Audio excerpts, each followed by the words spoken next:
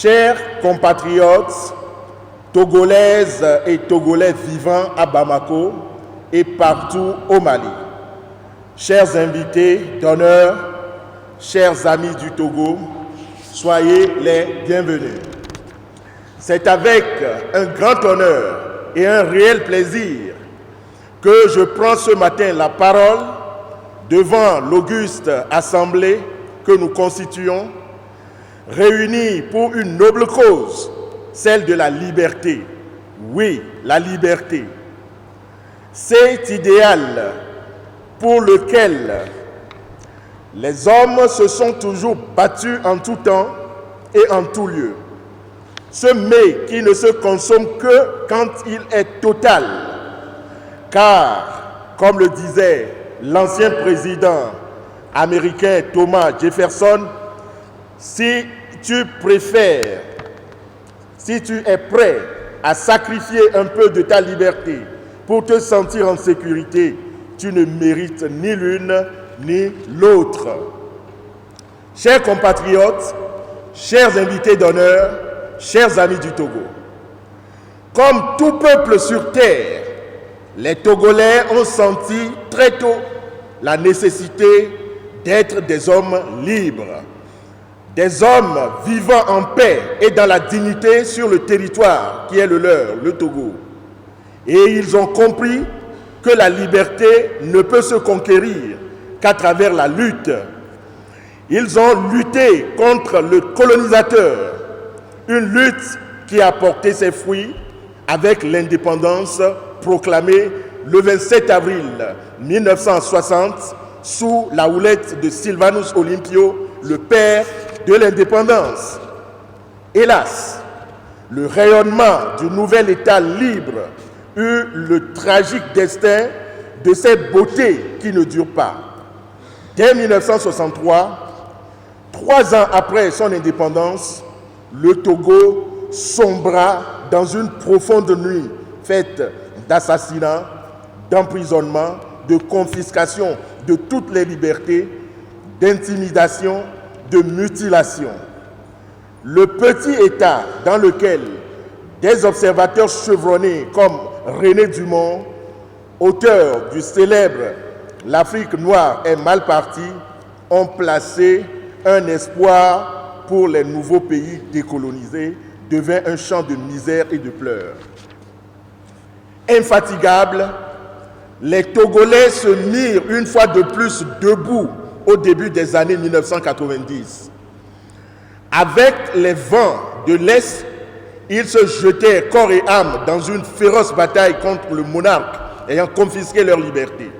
Et Adema Gnassingbé, une bataille inégale avec un peuple n'ayant pour âme que sa volonté et sa détermination contre un potentat disposant de tout un arsenal de guerre. Des centaines de Togolais, hommes, femmes, enfants, perdirent ou leur vie ou une partie de leur corps, ou leur liberté. Mais la voix populaire, qui est celle de Dieu, comme on le dit, n'abdiqua point.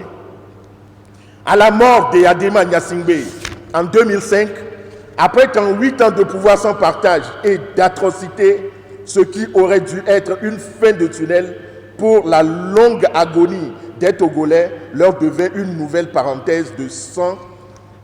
Tout avait déjà été planifié pour que les souffrances de ce peuple, réputé pour son ingéniosité, son pacifisme et sa droiture, ne prennent pas fin.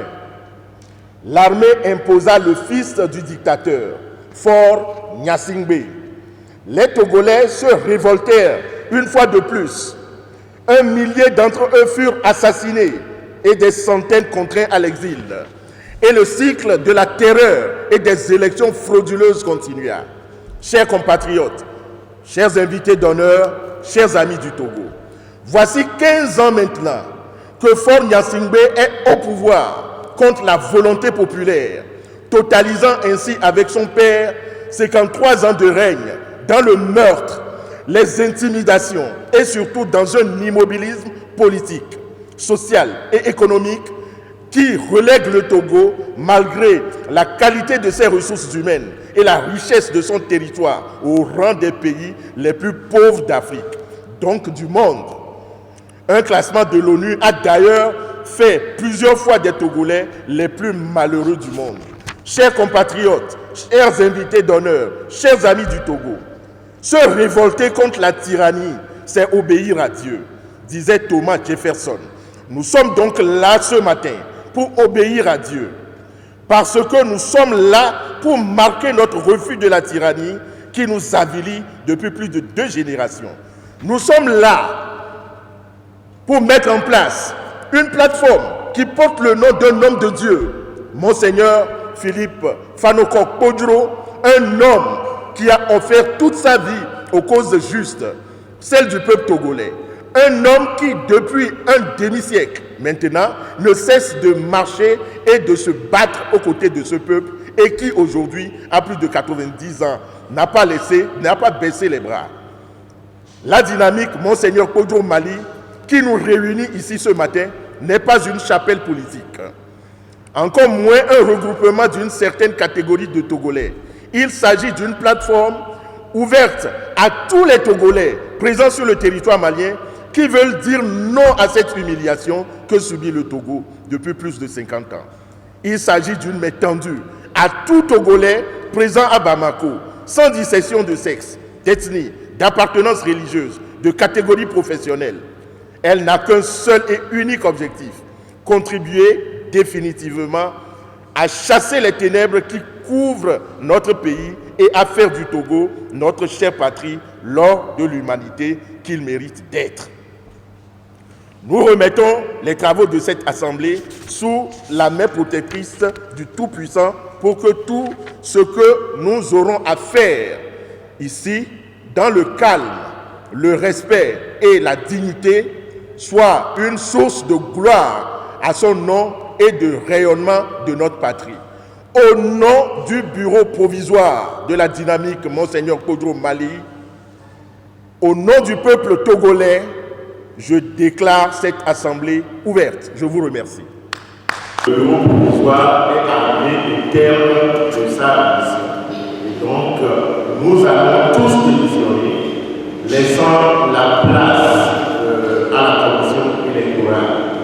Et donc, sur ce, je remercie les collaborateurs pour le travail ardu qu'ils ont accompli pendant le court temps que nous avons eu pour préparer cette assemblée générale. Merci.